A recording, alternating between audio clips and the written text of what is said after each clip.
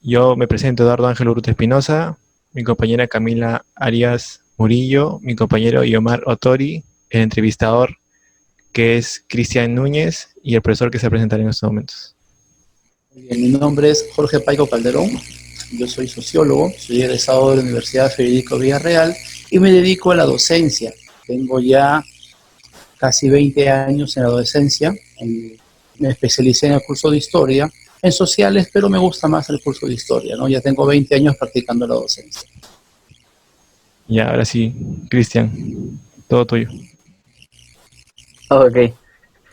Señor Jorge, bueno, profe, buenas noches ante todo. Y bueno, empezamos la pregunta con un tema muy puntual. Quisiera saber qué opina usted del sistema actual de educación en el Perú. Sistema que está implantándose actualmente en el país y yo lo tomo en verdad y creo que todos deberíamos tomarlo como un reto.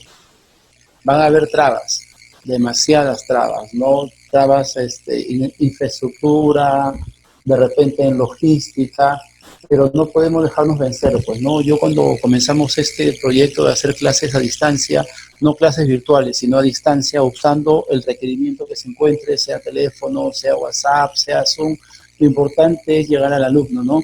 Y tanto también un reto para el alumno porque tiene que acostumbrarse a este tipo de sistema. Es un reto que hay que aprender a superarlo. Si vamos a ponernos a ver los pros y los contras, de repente los contras van a superar a los beneficios, pero hay que tomar esto, como se dice, el toro por las astas. Es un reto y lo que tenemos los seres humanos de bueno es que cuando nos enfrentamos al precipicio aprendemos a volar.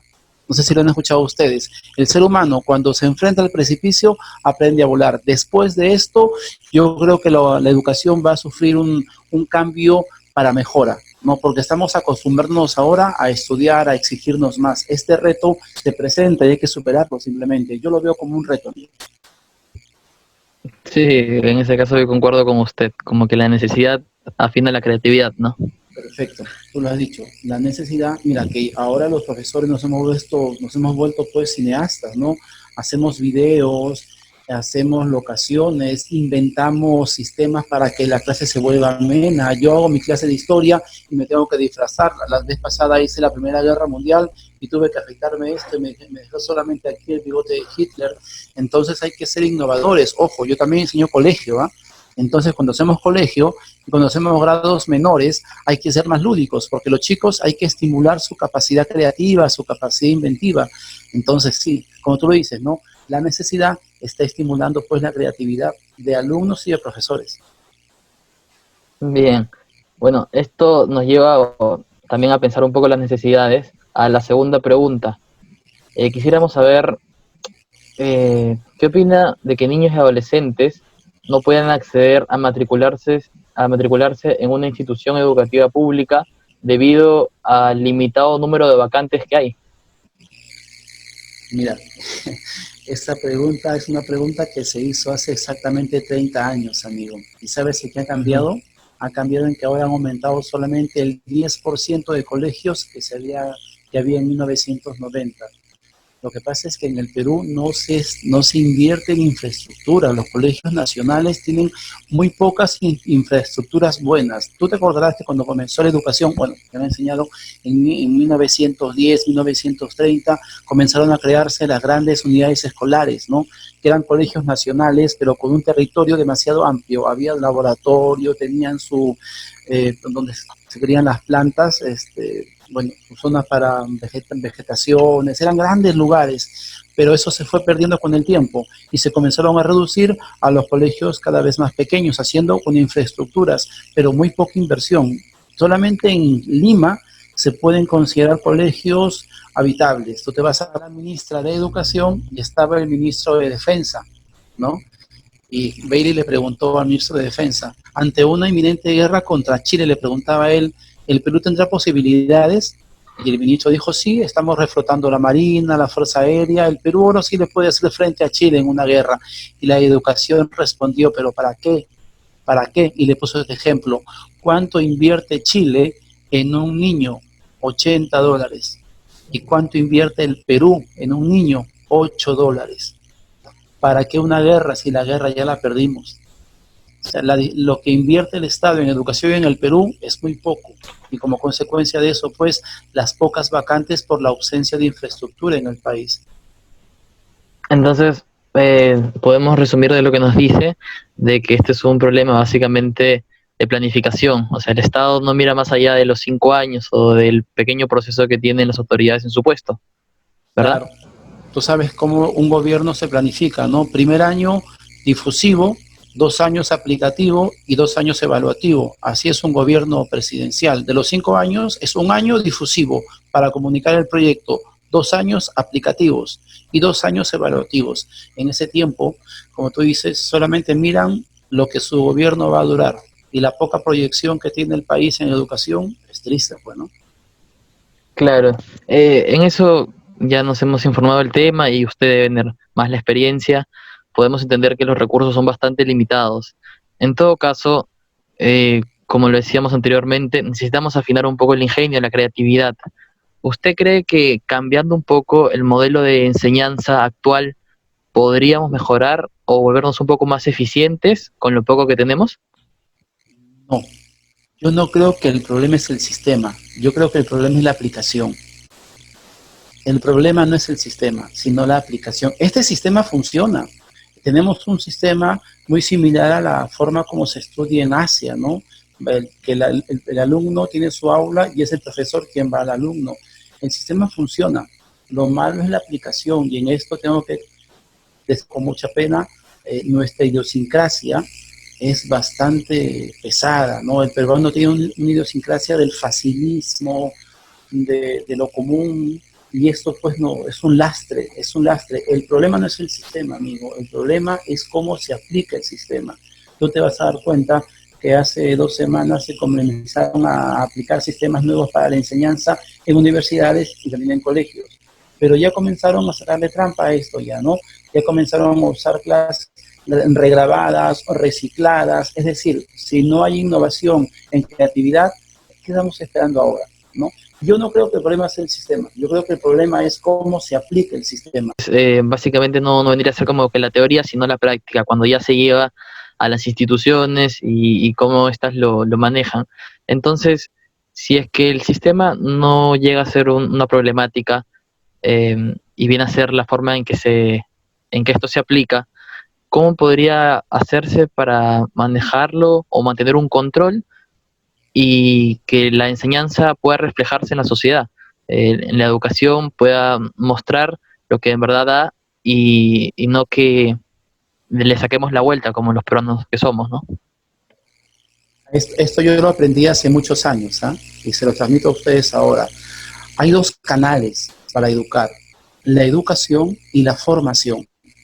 La educación es el conocimiento que tú recibes y la formación es cómo tú vas a aplicar ese conocimiento. Si no van de la mano, hay un cisma, una ruptura, hay una fractura en tu formación, ¿no? Hay que dar educación y hay que dar formación también. Cuando comienza el problema, cuando se concentra todo en el conocimiento y no se da formación. Y esto es un problema de base. Esto empieza el trinomio: colegio, sociedad y familia. ¿Cuál es el problema de los papás?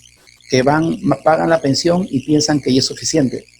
No, la educación es colegio, sociedad y familia. Si no nos involucramos, va a ser muy complicado, pues, ¿no? Para resumir a la respuesta que te quiero dar, la formación y la educación son cosas que van de la mano, pero no es lo mismo. Y se necesitan entre ambas. Ejemplo sencillo, la Segunda Guerra Mundial. Las mentes más brillantes de ese tiempo estaban haciendo cámaras de gas, disecciones en seres humanos vivos, ¿no? Tenían mucho conocimiento, pero les faltaba formación. Claro, sí, estoy entendiendo. Me hace pensar un poco en los informes PISA, digamos que no son directamente reflejados exactamente por los conocimientos, sino por lo que usted está llamando la formación, que serían las aptitudes, las técnicas que se aprenden en casa, como usted dice. Entonces hay que educar a los alumnos con el ejemplo. Con el ejemplo, a través del ejemplo. No hay dos valores, y esto ustedes lo saben, un valor cuantitativo y un valor cualitativo. Tú decides qué educación quieres recibir, una educación en cantidad o una educación de calidad. Y para eso tiene que haber un matrimonio entre todas las instituciones del Estado, incluyendo la familia también, ¿no? Bien, y entonces usted considera de que lo que se está implantando en los colegios, que hay unos años, pero que le están dando un poco más de énfasis o de importancia, vendrían a ser las escuelas de padres, para poder Claro. integrar a este trinomio de que usted llama de escuela, por lo menos con familia, y al Estado, bueno, también. Sabes que yo tengo una visión muy particular. Yo soy sociólogo. Yo disfruto con el contacto con la gente. Y esta es mi expresión, ¿ah? Las escuelas de padres salvan vidas. Salvan vidas. Algunas veces lo vemos por debajo del hombro o hacia abajo, pero las escuelas de padres salvan vidas. ¿Por qué? Porque nadie les ha dicho lo que tienen que escuchar. Siempre les han dicho lo que quieren escuchar. Un ser humano no necesita lo que quiere, necesita lo que es mejor para él. Y en una escuela de padres, si tú contratas o invitas a un buen conferencista, a un buen psicólogo, a un buen sociólogo, este personaje no te va a decir lo que tú quieres escuchar, te va a decir lo que tú tienes que escuchar, lo que necesitas escuchar. Es decir, ¿no? Muchas veces hay que aprender a querer lo que necesitamos, pero el ser humano muy pocas veces quiere lo que necesita. Quiere lo que no necesita, y lo que necesita no lo quiere, pues. Entonces la formación es fundamental. Tú sabes, ¿hasta qué edad puedes aprender? Durante toda tu vida. Durante toda tu vida puedes aprender. Y las escuelas de padres son semilleros donde lo primero que se busca en la escuela de padres es que el hijo se enfrente a su padre, se encuentren, ¿no? Y eso es bastante ya. Mira cuántos divorcios en las familias. Estamos viviendo ya casi que 60, 70 días de cuarentena. Están viviendo a la fuerza juntos, pero se están comunicando, nos estamos comunicando. A pesar de que estamos casi todo el día juntos, muchas familias no se comunican. Con esto de las clases virtuales, el celular y el Zoom, preferimos estar pegado en la línea, estar con la familia compartiendo, ¿no? Y sí, las escuelas de padres son fundamentales para el desarrollo de la educación desde el hogar, desde el hogar.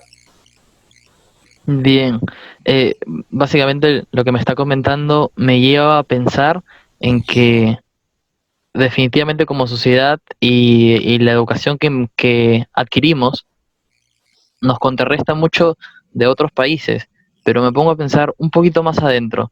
Si Lima, que digamos como usted decía, tiene la mejor educación en el Perú, ¿qué es del Perú un poco más profundo? ¿Qué cree usted de cuáles son las dificultades o errores que se implementan al realizar zonas, digamos, escuelas en las zonas rurales? El primer error, que bueno, que no es de ahora, es de siempre, ¿no? El Perú es un país multicultural, multilingüe, ¿no? Multirracial también. Y todos tenemos el derecho de ser educados con nuestra propia idiosincrasia, a través de nuestra propia cultura.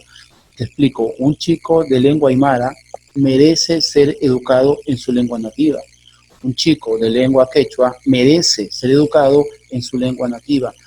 Cometemos un error cuando queremos sacarlo, ¿no? Inculturizarlo, ¿no? Los inculturizamos, les quitamos su cultura original y le imponemos una cultura ajena. Yo creo que uno de los primeros errores que cometemos en la educación es cuando queremos inculturizar al muchacho, porque le quitamos su cultura original y le ponemos una cultura ajena. Y obviamente ese es uno. Y el segundo, la infraestructura. El Estado no invierte en infraestructura. Hay que invertir en infraestructura. Si no le das a un muchacho los requerimientos básicos para poder desarrollarse, no lo va a hacer nunca, ¿no? Y hay diferentes programas, el programa Coliguarma, por ejemplo, ¿no? Que da asistencia en alimentos. Ahora, el programa Techo Propio un tiempo estuvo apoyando al Ministerio de Educación, haciendo los colegios y esta cosa, pero se quedó todo, a veces todo queda en letra muerta, a veces todo queda en letra muerta. Y tú lo has dicho muy bien hace un momento, porque solamente se proyectan a los 5 años de gobierno nada más. La principal necesidad en las provincias es dos cosas. Primero, merecen ser educados con su propia cultura. Y segundo, hay que invertir en infraestructura. Invertamos en infraestructura. Hace una semana vi que estos muchachos en Puno tenían que subirse pues a la punta de un cerro para recibir señal de internet, ¿no? Eso no es humano. Eso no es humano. Eso les quita su dignidad. Bien, entonces extraemos un poco la información de lo que nos comentó y nos dice básicamente que el Estado tiene que invertir en infraestructura y también tenemos que dejar de mantener un sistema de enseñanza en el cual se les dé como prioridad y único idioma el español y dejemos de dejarlos de lado, por así decir, valga la redundancia. Pero quisiera saber un poco más, queremos pensar un poquito más y cómo podría ser que mejoremos un poco las condiciones para los alumnos que en las zonas rurales necesitan esta educación, pero que tienen que transportarse 2 horas o hora y media caminando para llegar a las escuelas y tener unas horas de clase que, como me dice, que tal vez ni entienden, para regresar a sus casas a aplicarlo en qué. O sea, ello afecta su proceso de aprendizaje. Más o menos, Esto, ¿usted qué me puede comentar? esto es un problema integral, amigo. La solución tiene que ser una solución integral, que esté incluida el Ministerio de Educación, Ministerio de Vivienda, Ministerio de Transporte, que es fundamental, el Ministerio de Comunicaciones, el Ministerio de Comunidades Vulnerables. Esto es un problema integral. Mientras queramos chantarle todo el problema solamente al Ministerio de Educación, no va a hacer nada. No va a poder, tiene las manos atadas. No puedes hablarle de educación a un chico que no come. No puedes decirle que vaya al colegio a quien no tiene casa. No puedes hacer que un chico se concentre sabiendo que su papá no trabaja, no tiene trabajo. Entonces, es un problema integral. En esta situación, para mejorar la educación del país, tienen que ser inmiscuidos todos los ministerios, todos, principalmente el de educación, el de economía, el de transportes y comunicaciones, el Ministerio de Vivienda, el de inclusión social. O sea, si cada quien hace su parte, estas acciones van a comenzar a tener resultados positivos, pero no podemos ver solamente con una óptica del Ministerio de Educación. Esto tiene que ser una solución integral que inmiscuya a todos los ministerios, desde la cabeza, ¿no? Desde la cabeza. Yo me acuerdo mucho, porque soy profesor de historia, que el primer presidente que apostó por educación fue José Pardo y Barrera durante la República Aristocrática en 1903, y su primer gobierno se va justamente a dedicar, invirtió gran parte del PBI en el sector de educación, creando los colegios para formación de profesores, de profesoras, permitió que la mujer ingrese a la universidad, y la carrera que la mujer más demandó justamente fue educación. Esto le dio un impulso grande a la educación. ¿Qué buscaba José Pardo y Barrera? Su concepto era este: mientras que el pobre siga siendo ignorante, seguirá siendo pobre. No, es un problema integral, es un problema integral. Bien, y disculpe, aparte de esta situación queríamos comentar y queríamos saber qué piensa usted o qué podríamos aprovechar de esta circunstancia que se vienen 6 meses, un año, y el problema es que los resultados ya son catastróficos en nivel de deserción escolar, de institutos, de universidades, en sí de educación, son altísimos. Es preocupante la cantidad de alumnos que van a dejar las escuelas e institutos en este año y que ya las dejaron.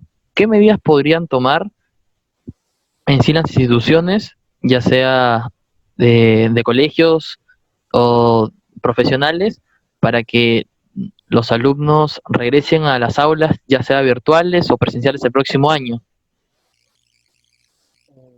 Muy buena pregunta, y yo te lo voy a plantear en dos ópticas: la óptica institucional y la óptica individual. Individualmente, como yo, como alumno, yo no puedo dejarme vencer. Aquí se busca compromiso. Compromiso. O sea, yo me comprometo con mi vida, con mi carrera, con mi formación. Tengo que buscar la manera. Como alumno, como ser humano, como persona humana, tengo que buscar la manera de no trabar mi proceso educativo, ¿no? Y en ese compromiso, si bien es cierto, no va a ser fácil, de repente voy a padecer, pero tengo que insistir en esto, ¿no? Entonces, primero el compromiso de parte de los alumnos, y de manera institucional, definitivamente la gratuidad en la enseñanza, por lo menos pública. pero completamente gratuita, pues, completamente gratuita. No se pueden poner condiciones ya de matrículas, no sé, ahora se pagan que APA y tantas cosas. Virtual ya no puede haber eso. Tiene que ser completamente virtual, perdón, gratuita, y permitir que los alumnos tengan acceso a estos requerimientos, ¿no? El presidente fue claro, dijo no clases virtuales, clases a distancia. Una clase virtual requiere una computadora, un celular. Una clase a distancia se puede hacer con un radio, con un televisor, entonces permitir también que tengan acceso a ello. Lo dijo el ministro de Educación durante la semana pasada, que ya esta semana van a comenzar a entregarse las famosas tablets. Eso es solamente el núcleo, es el núcleo. Hay que hacer más, hay que hacer más, hay que capacitar. Cuando comience a reactivarse el sistema en el Perú, hay que hacer contingentes de profesores de las zonas, ¿no?, que viven en las zonas para que vayan a lugares más alejados. Eso es lo primero que deben hacer. Profesores de la zona, que vivan en esa región, que hagan contingentes y vayan, que la educación llegue al alumno. Ya no se puede esperar que el alumno vaya al colegio, va a ser difícil, por no decir imposible. Ahora eso no es compromiso también con los profesores, no nos comprometemos a eso, a llevar la educación. Entonces, la óptica del alumno, que se comprometa. Yo me comprometo. Quiero más, pues tengo que hacer más. Y como institución, tengo que invertir la gratuidad en la enseñanza y crear un sistema en que el profesor asista al alumno llevándole la educación a su zona. Bien, me parece una óptica bastante distinta y claro, como usted lo dice, es integral, abarca varios puntos en los que tendría que no solamente el Ministerio de Educación ser el único responsable, deberían tener un programa colindado entre Ministerio de Educación, de Transporte, de Educación y obviamente de Economía. Ahora que usted comentó acerca de la inversión que se está haciendo en las tablets, como usted dice, esto es un punto nada más. Se está como que tapando y se está tratando de decir o justificar también de alguna manera hacer algún tipo de movimiento sabiendo de que esto no va a acabar en un mes, no va a acabar en 2 meses y que puede durar incluso un año, ¿no? ¿Usted cree de que este tipo de enseñanza que se está dando en el nivel público, digamos, podrá solucionarse de acá a cierto tiempo, ya que según nos hemos informado es solamente como una hoja, lo que se está dejando es como que una hoja con actividades, de vez en cuando integrar un poco a la familia, pero que de lo que antes tendrían 8 horas adquiriendo información, ahora lo pueden realizar en 45 minutos o menos. Mira, yo soy profesor particular, siempre me he dedicado a la educación particular. Y sí, pues lo voy a decir con mucha pena, con mucha lástima, pero entre la educación pública y la particular hay años de diferencia. Hay años. Cuando llega un colegio, cuando llega un alumno de colegio público a colegio particular, el chico sufre.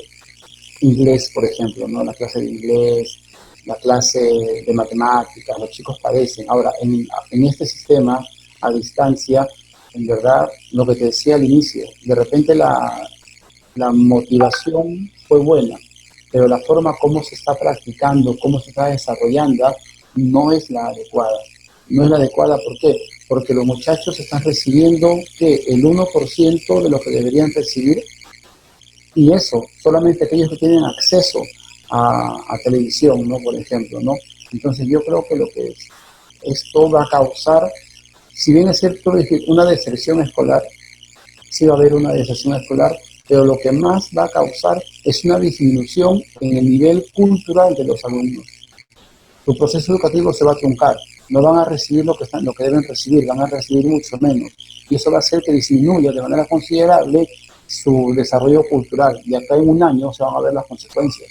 Jóvenes alumnos que no van a estar preparados para hacer un examen para pasar al año siguiente, ¿no? Yo me imagino que de aquí cuando se reactive el siguiente año va a haber un examen de repaso, como siempre se hace, o un examen de entrada. Ese examen de entrada va a ser terrible.